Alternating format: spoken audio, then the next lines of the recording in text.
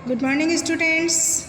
जैसा मैंने कल आपको बताया था कि जब हम डायरेक्ट इनडायरेक्ट बनाते हैं और उसकी रिपोर्टिंग स्पीच यदि क्वेश्चन में हो, यानी वहाँ पर क्वेश्चन पूछा जा रहा हो रिपोर्टिंग स्पीच में, तो हम कैसे बनाएंगे। ये एक अहम प्रश्न है। जब हम क्वेश्चन हमको रिपोर्टिंग स्पीच में पूछा जाता है तो हमको वो सेंटेंस को सिंपल कर देना पड़ता है और साथ ही साथ दैट का प्रयोग नहीं करते हैं और इफ़ या वेदर का प्रयोग करते हैं। देखिए, मैं आपको बता दूं कि narration begin with a verb is, are, was, were etcetera. If और whether is use to begin the indirect form. अब यदि हमारे उसमें वाई, हु, हुम ये शब्द आ रहे हैं रिपोर्टिंग स्पीच में, तो हम दैट का प्रयोग नहीं करेंगे, उसको वाई से ही शुरू करेंगे, लेकिन बाकी के सेंटेंस को हम सिंपल कर देंगे। लेकिन यदि हमारा जो रिपोर्टिंग स्पीच है वो हेल्पिंग वर्ब से शुरू हो रही है, यानी कैन से शुरू हो, मे से शुरू हो या डज से शुरू हो, डू से शुरू हो, तो वहाँ पर हम इफ़ का प्रयोग करते हुए वाक्य बनाएंगे, लेकिन वहाँ पर भी हम दैट का प्रयोग नहीं करेंगे। तो इस चीज़ का हमको खास ख्याल रखने की ज़रूरत है और ये हमको रखना भी पड़ेगा, क्योंकि यदि हम ऐसा नहीं करते हैं तो हमारा वाक्य जो है वो गलत हो जाएगा। देखिए ध्यान से, मैं आपको एग्जाम्पल्स भी बता दूं। The boy said to her, comma, inverted comma begin, why do you work so hard, inverted comma close, question mark, full stop. अब इस वाक्य को ध्यान से देखिए। Why do you work so hard किससे शुरू हो रहा है? क्वेश्चन के वर्ड से शुरू हो रहा है, यानी इंटरोगेटिव वर्ड से शुरू हो रहा है। तो वहाँ पर हम क्या करेंगे? दैट का प्रयोग नहीं करेंगे, वाई को जो का त्यों रखेंगे, बाकी के वाक्य को सिंपल कर देंगे। अब देखिए, जब हम इनडायरेक्ट बनाते हैं तभी हम ये काम करते हैं, कॉमा, इन्वर्टेड कॉमा को हटा देते हैं। तो the boy asked her why she worked so hard.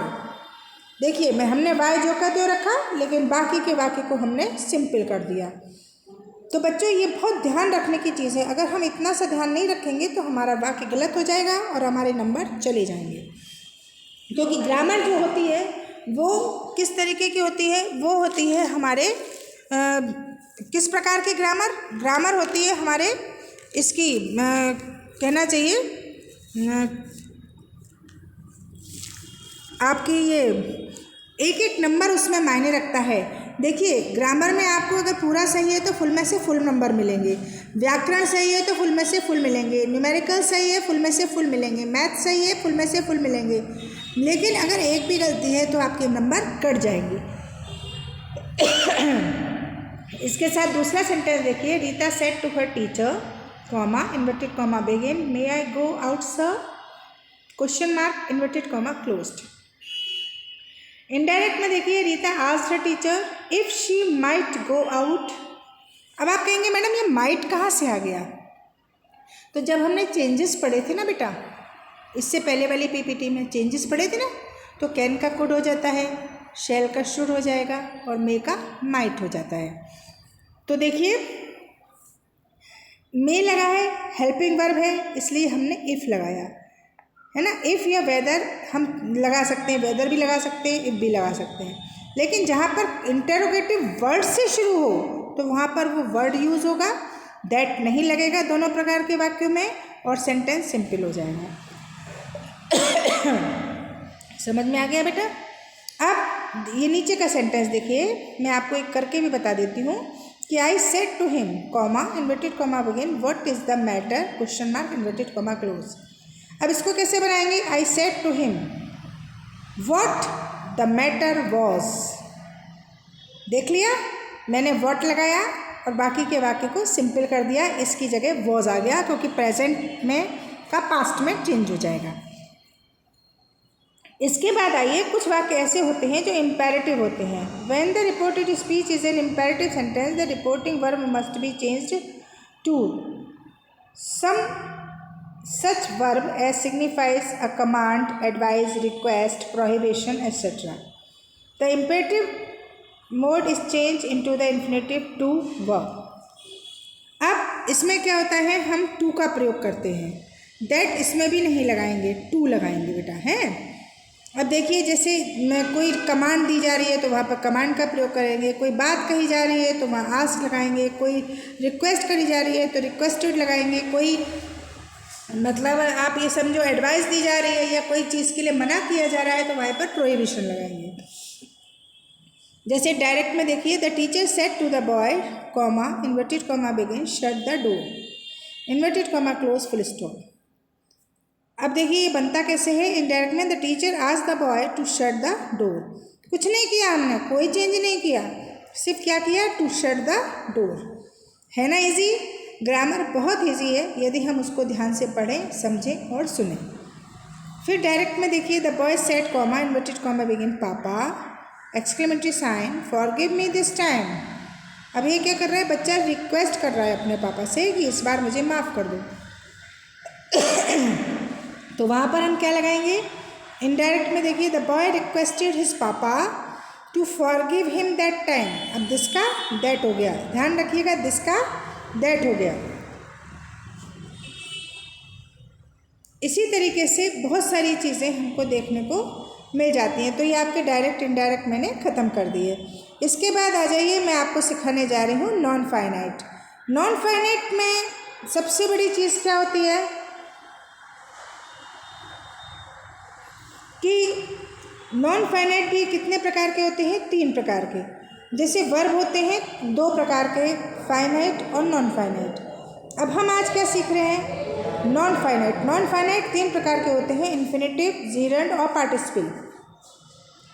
अब आज हम सीखेंगे इन्फिनेटिव बनाना। इन्फिनेटिव कैसे बनते हैं, the root form of the verb is called infinitive. It is not limited by the number and persons of the subject. देखिए ये कभी कभी क्या होता है, there are 2 kinds of infinitive. एक इन्फिनेटिव होते हैं जो हम बिना टू के बनाते हैं, जिसमें हम टू नहीं लगाते, उसको कहते हैं बेयर इन्फिनेटिव। और जो टू लगा के बनते हैं उसको कहते हैं उसको कहते हैं इन्फिनेटिव। ठीक है, तो ये हमको बहुत समझने की चीज़ है। The root form of the verb without to is called bare infinitive. He made him laugh, she saw him weep. अब आपने इसमें देखा, मैंने टू नहीं लगाया, टू लाफ नहीं करा, टू वीप नहीं करा। क्यों नहीं करा, क्योंकि ये बेयर इन्फिनेटिव है और इसमें टू नहीं लगता है। इसके बाद देखिए, the infinitive is use to express purpose. जहाँ पर पर्पस होगा वहाँ पर हम इन्फिनेटिव लगा के भी बनाते हैं। जैसे ही went to Kerala to learn Malayalam. वो केरला क्यों गया, क्योंकि उसको मलयालम सीखनी थी। The following words are followed by a to infinitive to express some intention, desire और रेडीनेस। देखिए, वांट है, होप है, लाइक है, लव है, हेट है, डिसाइड है, रिफ्यूज़ है, प्रिटेंड है, सीम है, और भी बहुत सारे वर्ड्स हैं जिसमें हम टू लगाते हैं। जैसे she wants to rest now, he promise to help me. The following transitive verb are followed by an subject with a to infinitive. ये जो नीचे शब्द दिए जा रहे हैं इनको कहते हैं ट्रांसिटिव वर्ब। इससे पहले भी हम टू लगाते हैं और इन्फिनेटिव बनाते हैं। जैसे asked, ask, advice, back, compel, permit, tell, teach, express, warm, etcetera. My father asked me to work hard. इसमें क्या लगा, मेरे पिता ने मुझसे कहा कि मेहनत करो। अब क्या एडवाइस दी, मेहनत करो। तो यहाँ पर एडवाइस दी ना बच्चों, तो यहाँ पर हम टू लगा के उस चीज़ को मेंशन करेंगे। The boy requested the teacher to forgive them. अब यहाँ पर रिक्वेस्ट की बच्चों ने टीचर से कि उनको क्षमा किया जाए, तो रिक्वेस्टेड वर्ड आएगा, ईडी लग जाएगा और साथ ही साथ जो वर्ब होगा उसमें टू लगा देंगे। अब इसके साथ इसी तरीके से देखिए, कुछ सेंटेंस होते हैं जो हम इट से शुरू करते हैं। One has been done for you.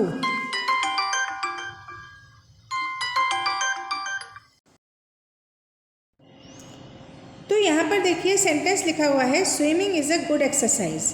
It is a good exercise to swim. हम इसको कैसे बनाएंगे, जैसे making friends with him would have been dangerous.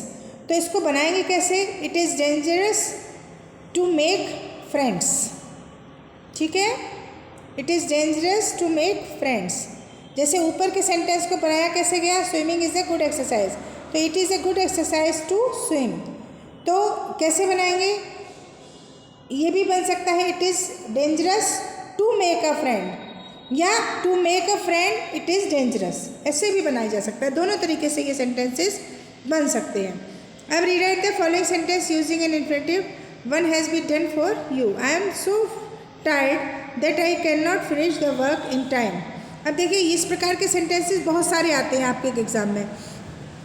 एक चीज़ को देखना है यहाँ पर कि यहाँ पर प्रेजेंट टेंस है, एम है और कैन नॉट है, दोनों प्रेजेंट में है।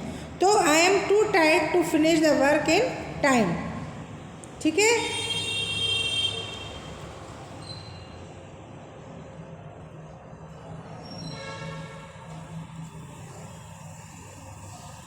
इस तरीके से हम सेंटेंसेस को बनाएंगे। फिर देखिए participle, the form of verb which has the characteristics at a such as in adjective to call the participle। Present participle में हम ing लगाते हैं, पास्ट में हम वर्ब की फर्स्ट फॉर्म लगाते हैं, सेकंड फॉर्म लगाते हैं, और परफेक्ट में हैविंग के साथ हम वर्ब की थर्ड फॉर्म लगाते हैं, ठीक है। The following are the example of the participle, a drawing man catches at a straw, ये क्या है, प्रेजेंट पार्टिसिपल का उदाहरण है। He spoke in English is such much better than you, past participle. Having won a prize Nikita felt happy, ये present participle हो गया। अब ये कैसे इसको बनाएंगे, if the time denoted by the participle in the same as that of the participle verb, we use the present form of the participle verb first form plus ing। Second rule है इसका, if the time denoted by the participle is prior to that of the principle verb, we use the perfect form of the participle having plus verb की third form. Third जो इसका name है बनाने का, the participle verb second form of verb is used only in the sense of passive voice. Now look at the example, the chair was broken. Number B, it lay behind the table, the broken chair lay behind the table। अब एक बात का ध्यान रखिएगा, कोई भी चीज़ हम बनाते हैं तो बिना नेम और रूल्स एंड रेगुलेशंस के हम नहीं बनाएंगे, क्योंकि ये हमारे लिए नंबर कटवाने वाली बात हो जाएगी। कुछ इसमें मैं आपको 3-4 सेंटेंसेस दे रही हूँ जो अगर आप प्रैक्टिस के तौर पर करें तो कर लीजिए, क्योंकि ये अच्छा है। जितनी आप ग्रामर की प्रैक्टिस करेंगे उतना ही आपके लिए बेनिफिटेबल है। और सबसे बड़ी चीज़ ये है, ग्रामर की प्रैक्टिस भी हम आँख बंद करके नहीं, बल्कि नियमों को जानकर, समझकर, पढ़कर और सुनकर करनी चाहिए हमको। I looked through some old papers and came across this letter. Next है, the farmer ploughed his field and sang songs of joy. He walked down the stairs and broke one of the legs।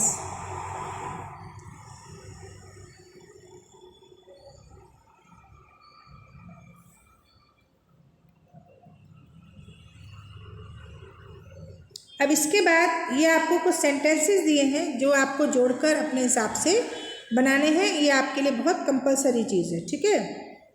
अब इसके बाद मैं आपको कुछ और भी चीज़ बता दूं कि हम जीरेंड बनाते हैं। जीरेंड कैसे बनाएंगे कि object to a preposition, he apposition in a pronoun, complement to a verb. देखिए ऑब्जेक्ट टू अ प्रीपोजिशन में कैसे बनेगा, I am fond of swimming,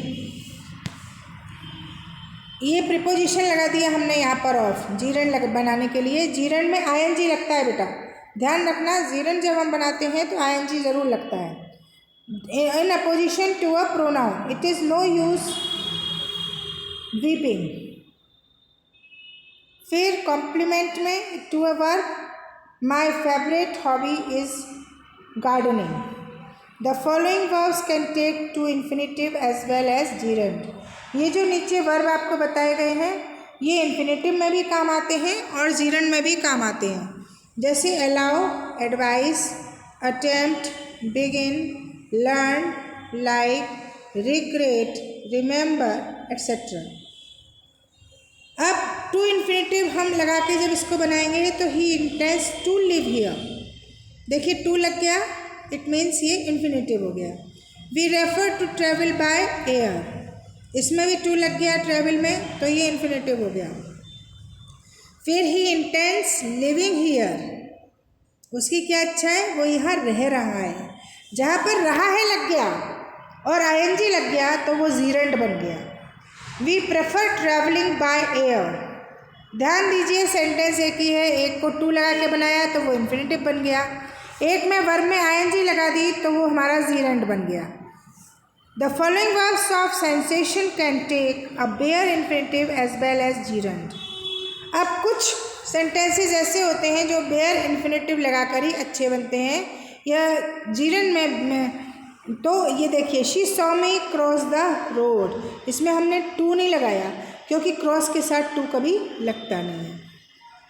the teacher noticed me shout in the class, अब ये बेयर इन्फिनेटिव है, इसने to नहीं लगाया हमने।